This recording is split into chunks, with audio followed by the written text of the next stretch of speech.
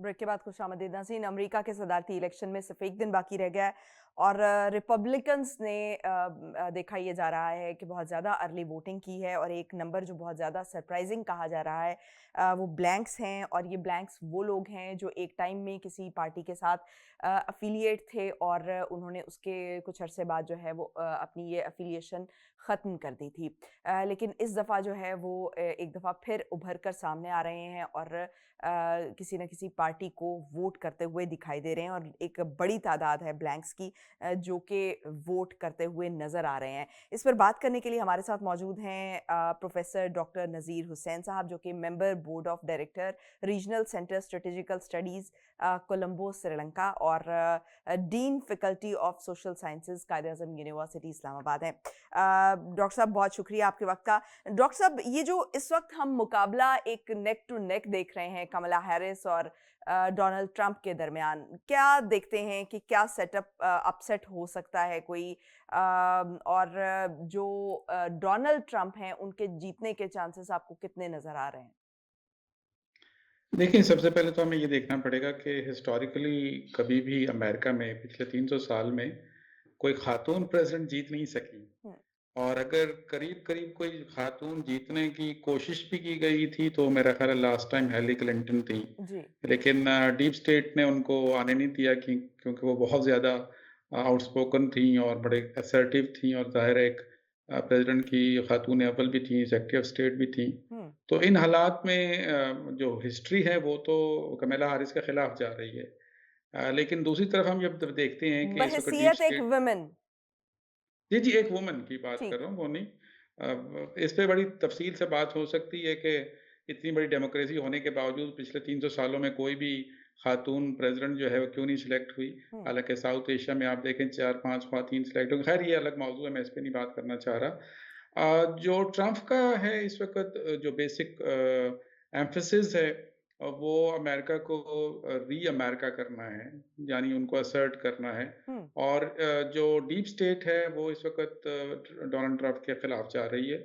और अगर आपने देखा हो मुख्तलिफ मीडिया आउटलेट्स में वो नेक टू नेक एक चीज़ दे रहे हैं। जी। लेकिन जो एक स्टेट सबसे ज़्यादा मैटर करेगी वो अरिज़ोना की स्टेट है।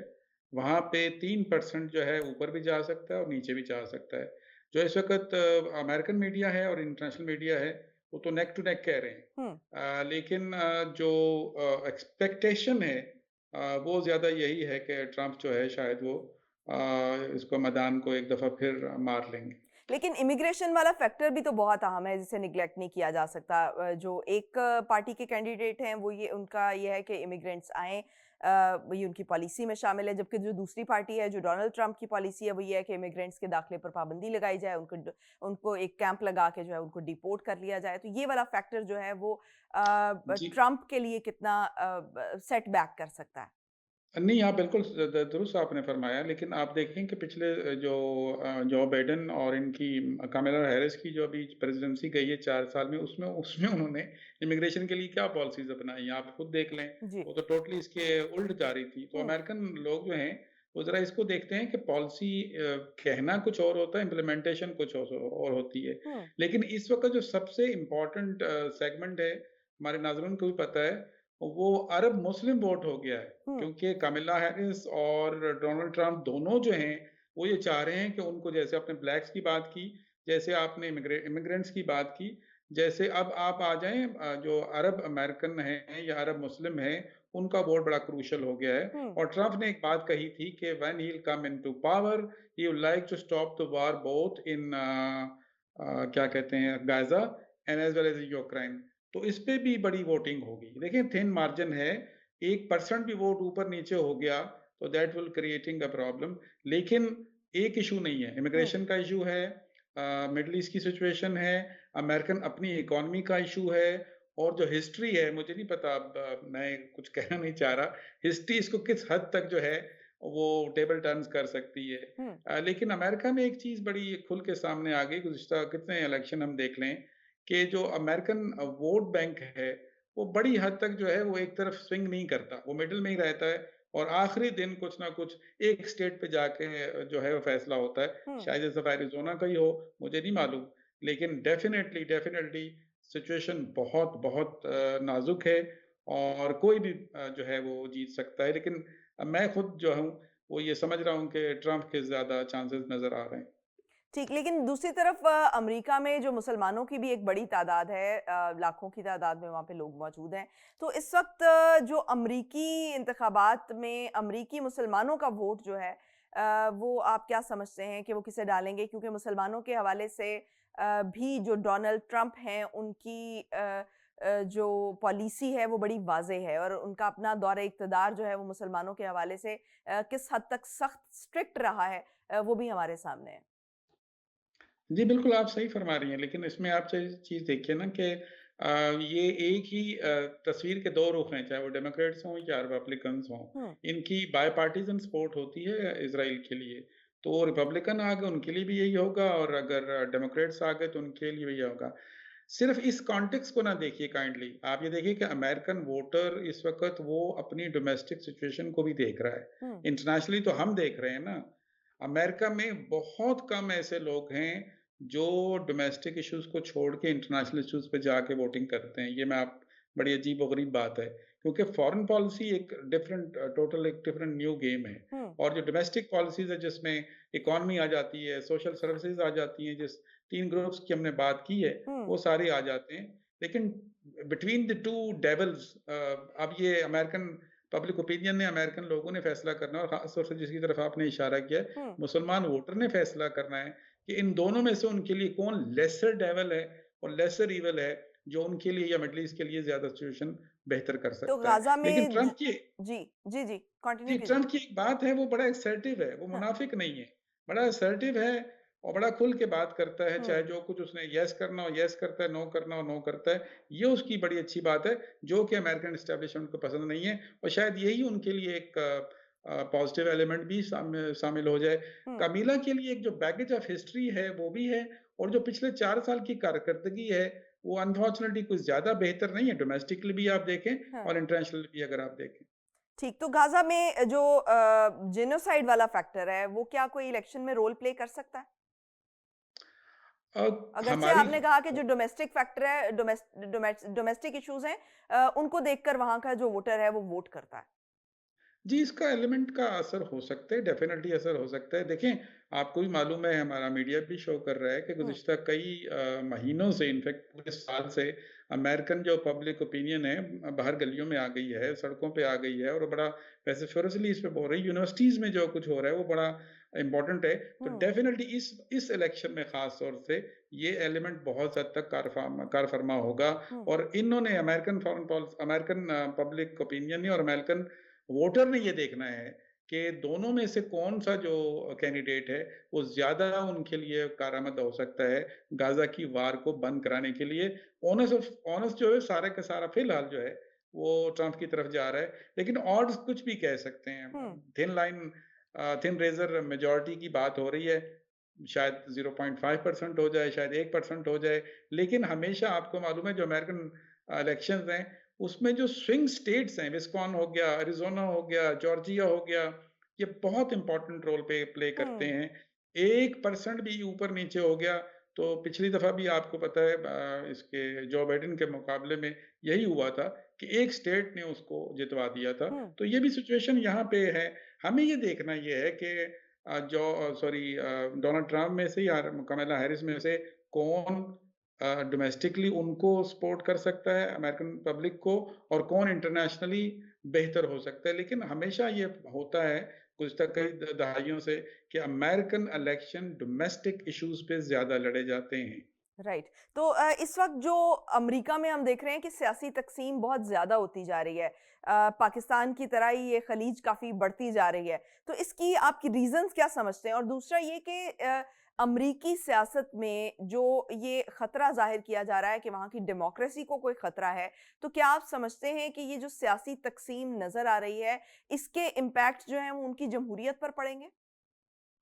नहीं, नहीं, नहीं, ऐसा कोई नहीं। देखें जो आपने पाकिस्तान को रेफ़रेंस किया ना, पाकिस्तान में अनफ़ॉर्चुनेटली हमारे कोई भी इंस्टीट्यूशन जो है इतने स्ट्रॉन्ग नहीं है। मैं हुँ। कुछ डोमेस्टिक सिचुएशन पे कोई तबसरा नहीं करता, ना करना चाह रहा हूँ। जी। अमेरिकन जो सिस्टम है, डेमोक्रेटिक सिस्टम है, चेक्स एंड बैलेंसेस का है। हुँ। वहाँ जो भी सदारत है या जो भी रोल है, वो they drive their strength from the institutions. हुँ। उसमें व्हाइट हाउस आ जाता है, उसमें अमेरिकन कांग्रेस आ जाती है, उसमें उनका कमेटी सिस्टम आ जाता है।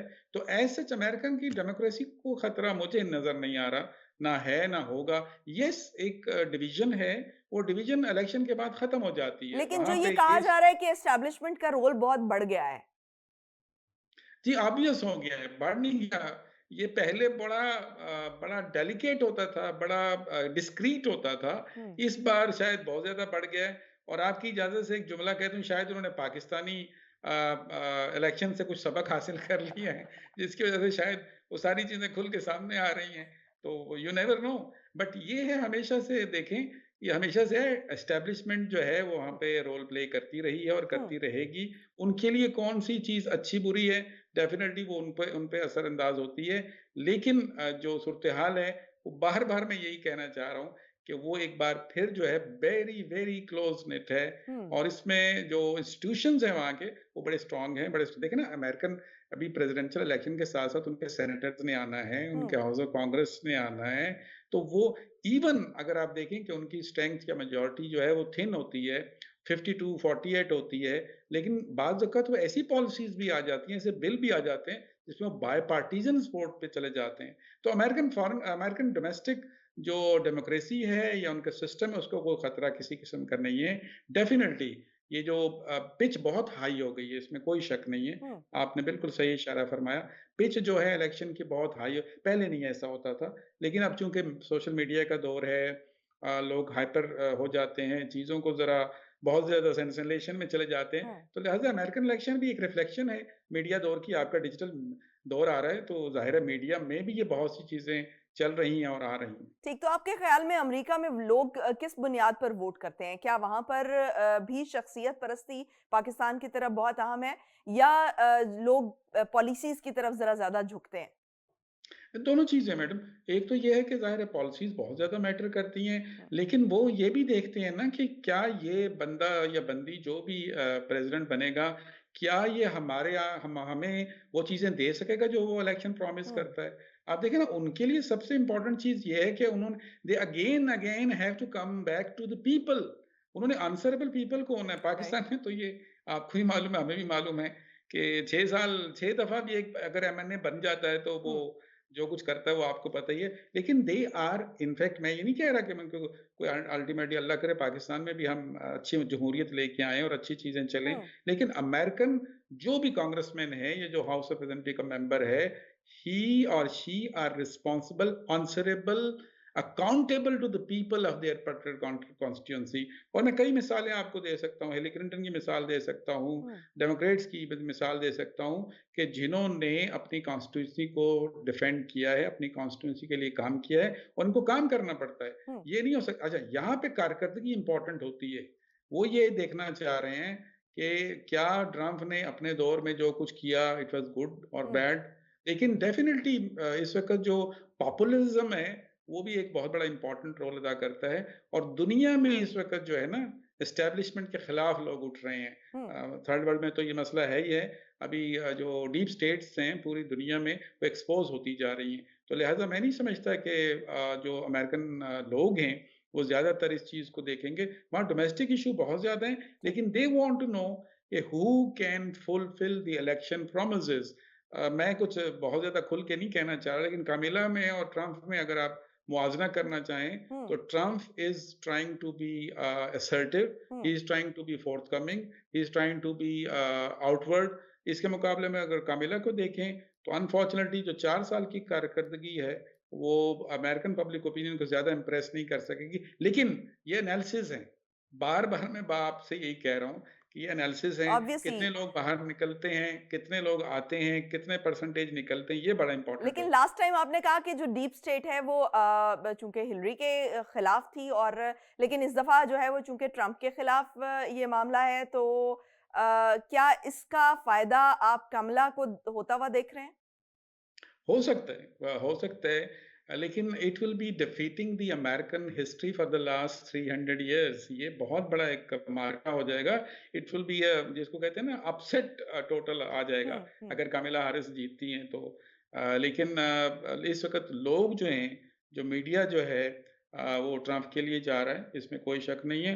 और ये एक आपको बात बता दूँ, जो इंटरनेशनल पावर्स हैं, पावर्स टू बी हैं, हुँ, उसमें रशिया है, चाइना है, they are more comfortable with Trump, not with miss Kamala Harris, Harris. ये बड़ा राइट। इम्पोर्टेंट इश्यू है, क्योंकि वो कहते हैं कि ट्रंप जो है ना वो डिसीजन ले सकता है, वेयर एज मिस कामिला जो है वो शायद डिसीजन नहीं ले सकती। ठीक, तो जिन स्टेट्स में पाकिस्तानी उम्मीदवार हिस्सा ले रहे हैं और उनके मुकाबले हम देखते हैं कि सफ़ेद फ़ार्म है, तो इस सूरत में जो मुल्कों की जो एक एंसेस्ट्रल राइवलरी होती है, वो कोई रोल प्ले करती है अमेरिका में?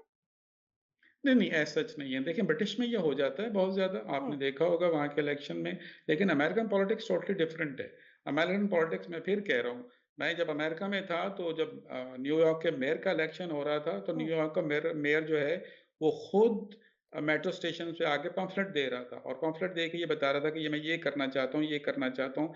दे hmm, have to reach to the people. वो सिर्फ मीडिया का गुज़ारा नहीं करते, दे ओपनली कम, वो लोगों से मिलते हैं, बात करते हैं। तो हुँ, यहाँ भी अगर वो पाकिस्तानी निषाद हैं, पाकिस्तानी ओरिजिनेटेड हैं, पाकिस्तान ओरिजिन के हैं, लेकिन वो पैदाइश वहीं पे है या नेशनैलिटी उनकी है, तो they have to work on their abilities कि वो प्रोड्यूस क्या कर सकते हैं, वो अमेरिकन लोगों के लिए काम क्या कर सकते हैं, लोकली और रीजनली। ये बहुत ज़्यादा देखें, एक होती है स्टेट पॉलिटिक्स, हुँ, वो स्टेट पॉलिटिक्स जैसे 52 स्टेट्स हैं अमेरिका में, वो स्टेट पॉलिटिक्स के अपने डायनामिक्स होते हैं। हुँ, लेकिन जो नेशनल इलेक्शन होता है, जिसमें ये अमेरिकन प्रेसिडेंट का इलेक्शन हो जाता है, उसमें डायनामिक्स टोटल डिफरेंट हो जाते हैं। तो ठीक। लिहाजा जो इसमें 2 तरह की चीज़ें चलेंगी ना, एक तो नेशनल लेवल पे चलेगी, जो प्रेसिडेंशियल इलेक्शन है, और एक लोकल लेवल पे चलेंगी, जिसमें आपने ज़िक्र किया कि कुछ पाकिस्तानी निजात भी इसमें जा रहे हैं, हुँ, सेनेटर्स हो जाएँ, हाउस ऑफ कॉमन्स के लोग हो जाएँ। तो ये इम्पोर्टेंट रोल होगा कि वो अपनी कॉन्स्टिट्यूएंसी में अपने लोगों के लिए क्या-क्या काम कर सकते हैं। तो वो ना सिर्फ इसके कि वो नेशनल राइवलरी में जाएँगे, हुँ। बल्कि वो लोकल डायनामिक्स जो होते हैं, उसको फ़ॉलो करते हैं। ठीक, तो अमेरिका में जो पाकिस्तानियों की मुख्तलिफ तंज़ीमें मौजूद हैं, ऑर्गनाइज़ेशंस हैं, आपके ख़्याल में वो किसको सपोर्ट कर रही हैं इस वक़्त? ज़्यादा सपोर्ट किसके साथ है? ट्रंप के साथ या कमला के साथ? वो भी आपने देख लिया, वो भी हम अनफॉर्चुनेटली वो भी डिवीज़न में हैं। हुँ, पता नहीं ये ब्लेसिंग इन डिस्गाइज़ है या क्या है? कुछ लोग मिस कामिला को सपोर्ट कर रहे हैं, कुछ ट्रम्प को सपोर्ट कर रहे हैं। लेकिन एक पार्टी लाइन है, उसको हुँ, तो वो नहीं छोड़ सकते ना। हुँ, अभी एक डेमोक्रेट जो पाकिस्तानी निजात थे, वो डेमोक्रेट्स को बहुत ज़्यादा सपोर्ट कर रहे थे, पाकिस्तान भी तशरीफ़ लाए थे। हुँ, इस तरह ट्रम्प के साथ भी बहुत से ऐसे हैं। लेकिन मैं बार-बार आपको कह रहा हूँ, जो इस वक़्त इंटरनेशनल मीडिया है, जो इंटरनेशनल पावर्स टू बी हैं, और ख़ास तौर से जो बिग बिज़नेस टाइकून्स हैं, हुँ, वो सारे अनफॉर्चुनेटली या फॉर्चुनेटली आप कहें, वो इनके साथ चल रहे हैं, ट्रम्प के साथ चल रहे हैं। जी, but Trump himself is very important business tycoon, तो वो इस चीज़ को लेके आगे जा रहे हैं। बट अगेन एंड अगेन ये हमारे एनालिसिस हैं। Hmm, at the last outcome after let's see 24 hours, 8 घंटे, 6 घंटे रह गए। हुँ, इसके बाद इलेक्शन शुरू जब होगा, तो हमें इंतज़ार नहीं करना पड़ेगा मैडम, कि 2 दिन इंतज़ार करें, 4 दिन, 15 दिन, वो फ़ौरन वहाँ पे एग्ज़िट पोल फ़ौरन निकल आते हैं। उनको इंतज़ार नहीं करना पड़ता हुँ। कि कोई फ़ॉर्म 45 का इंतज़ार करना है या फ़ॉर्म 47 का इंतज़ार करना है, वहाँ पे चीज़ें फ़ौरन निकल आती हैं। सही, चलें आपने पाकिस्तान की ये फ़ॉर्म 45 और 47 का ज़िक्र किया तो मैं ये ज़रूर जानना चाहूँगी कि जो अभी इमरान खान के हामी हैं वो डोनाल्ड ट्रंप को सपोर्ट करते हुए नज़र आ रहे हैं। इसकी क्या रीज़न है? और क्या वाक़ई जो ट्रंप हैं, वो इमरान खान की मुश्किलात को कम कर सकते हैं? पता नहीं, ये एक परसेप्शन है, मुझे नहीं मालूम इसमें कितनी हकीकत है कि वो आई मीन मैं कोई एक जजमेंट नहीं पास कर रहा, लेकिन पीटीआई के जो हामी हैं वो ये समझते हैं कि अगर ट्रम्प भाग जाता है, हुँ, तो शायद जो लोकली उनके जो मामलात हैं वो शायद हल हो जाएं। इसमें जो बहुत सबसे बड़ा बयान आता है वो मिस्टर सेनेटर मुशाहिद हुसैन सैयद साहब का आता है ना, जी। जो उन्होंने एक इंटरव्यू में कहा है। तो लोग शायद उस कॉन्टेक्स्ट में ट्रम्प को सपोर्ट करना चाह रहे हैं।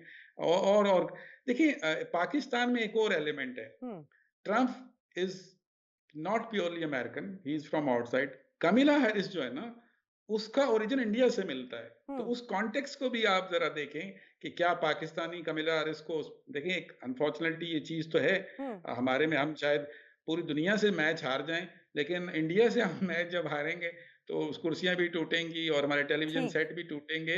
तो लिहाजा Kamala Harris has an origin from India. इस वजह से वो जो है वो ट्रंप को सपोर्ट कर रहे हैं। और दूसरी वजह मैंने आपको बता दी कि पता नहीं एक परसेप्शन सी बिल्ड हो गई है कि हुँ, अगर ट्रंप हुँ। आ गया तो शायद पीटीआई के हालात जो हैं पाकिस्तान में बेहतर हो बेहतर हो जाएँगे। जाएँ। ठीक, बहुत शुक्रिया प्रोफ़ेसर डॉक्टर नज़ीर हुसैन हमारे साथ मौजूद थे। नाज़रीन एक छोटा-सा ब्रेक लेंगे, ब्रेक से वापस आएँगे और एक और गेस्ट हमारे साथ मौजूद होंगे और इसी टॉपिक पे बात करेंगे। Stay tuned.